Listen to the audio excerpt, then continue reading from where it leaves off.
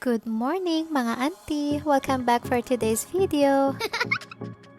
Bago pala kami gumala, inihatid ko muna tong si CJ sa eskwelahan ng mga alas 8 ng umaga. Hindi ko na na-video yung mga morning routine namin dahil nga kailangan kong i-charge yung cellphone ko at saka yung gimbal.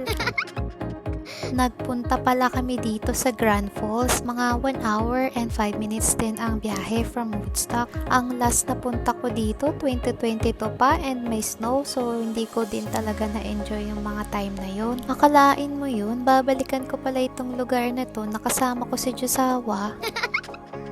Nakarating yata kami dito mga alas 10 na ng umaga, so wala pang masyadong katao-tao. Nakaka-relax din maggala-gala kapag kayo-kayo lang yun nandyan. Syempre, hindi mawawala ang emote-emote namin dyan ni Josawa ko. Bigla na lang akong nalungkot ng mga time na yun, hindi ko rin alam bakit. Pero yun nga, lapit ka agad sa akin si Josawa ko, nararamdaman na pala niya yung nararamdaman ko. So, pasok din kami dito sa bilihan ng mga souvenir. Wala lang, magtitingin-tingin lang. Ang ganda-ganda din kasi magtingin-tingin ng mga anik-anik dito.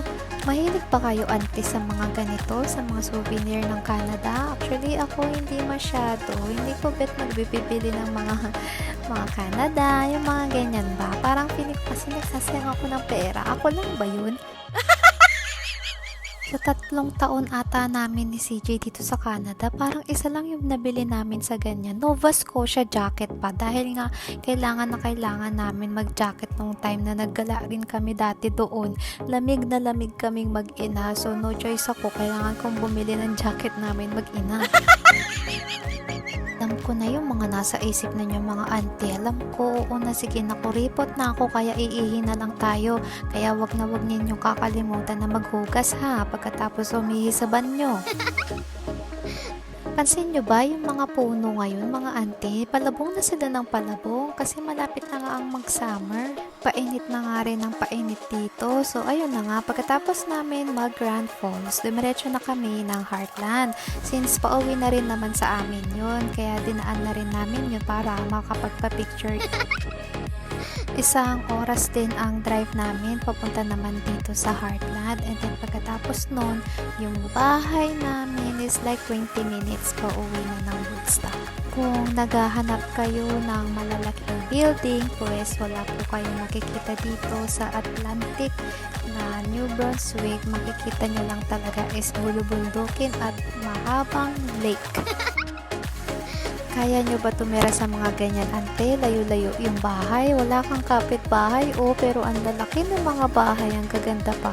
Sa kakanood ko ng mga thriller movie, parang ganyan yun, diba? Tapos bigla may kakatok, hihingi ng tulong, tapos yun pala mamamatay tao. Pero yun nga, maiba lang mga ante. Grabe no, kapag ang dami mo na pala pinagdadaanan sa buhay, tapos pinagdaanan mo rin yung buhay na hindi mo na mahal sarili mo. Hindi ko na alam yung salitang respeto. Yung umingiti ka na lang para lang maitago mo lahat ng nararamdaman mo, para lang hindi mo pag-usapan yung problemang bigat na dala mo. Ilang taon na pagtitiis na akala mo kunin ka na muna ni Lord bago ka makalaya sa ganung situation. Tapos, ngayon, if someone disrespect me, like I've had all this emotional drama in the past, alam nyo yun, I respect myself now. I know now how I need to be treated. So, you can come along for the ride, but the moment you disrespect me, like I will welcome you. You can sit here on my train and have food, eat with me. But the moment you disrespect me, just get off board and somebody else will come along. So it's more about, that's what I'm trying to get at. Like, it's more work on yourself. So you have that confidence in yourself to know that you don't need anybody else. And you demand a certain kind of, it's not really a standard, but you demand respect for yourself. And if the new relationship doesn't serve you in that way, then you're okay to say goodbye. And may nabasa pa ako sa TikTok. Sabi, hindi mo daw trabaho na i-convince yung someone else ng worth mo. And if they keep showing you how much they don't respect you, then that doesn't mean that you have to keep showing them more and they'll magically understand. Yung tamang tao ay hindi ka ilalagay sa posisyon na questionin yung own worth mo. And the right person will show you how much they care about you and respect you by the consistent actions they take to keep you in their life. So yun lang yung na-experience ko itong buong trip na to with my husband.